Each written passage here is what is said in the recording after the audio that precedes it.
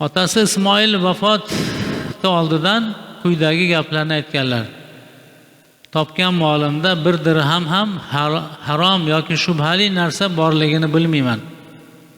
Tarix al-Kabir kitobida shu yozilyapti. Demak, Imom Buxoriyni otalari Ismoil shunaqa parhezkor, tijoratchi bo'lganlar. Alloh bergan o'sha imkoniyatda, mol va davlatda biror dirham, biror chaqa ham harom aralashgan joyi bo'lmagan. Shunga kafilman dedilar. Imom Buxoriy mana shu mablag'ni evaziga, halol topilgan pulni evaziga sarflab, hozirgidek olamlar bu insonga tasanno aytadigan buyuk muhaddis bo'lib yetishdilar. Otaning vasiyatiga ko'ra u topgan halol mol mulk o'g'illarining tarbiyasi va ilmga sarflandi.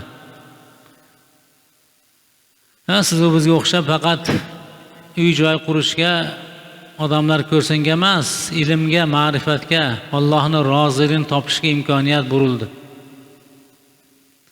Solih farzand tarbiyasi faqat nasihat bilan emas, balki halol rizq bilan ham bo'ladi.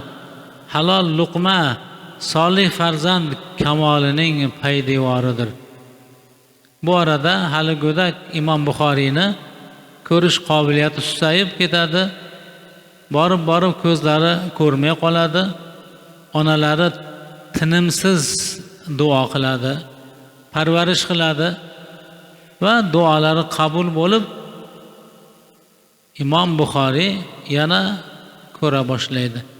Rivoyat qilishicha, onalarini tushiga Ibrohim alayhissalom kirib, "Ey ona, sening ko'p duo va ko'z yoshlaring sababli Alloh o'g'lingga ko'rish ne'matini qaytardi" deydi. Bu yerda farzandni olim bo'lishligida, manfaatli ilm egasi bo'lishligida onalarning ham xizmati katta.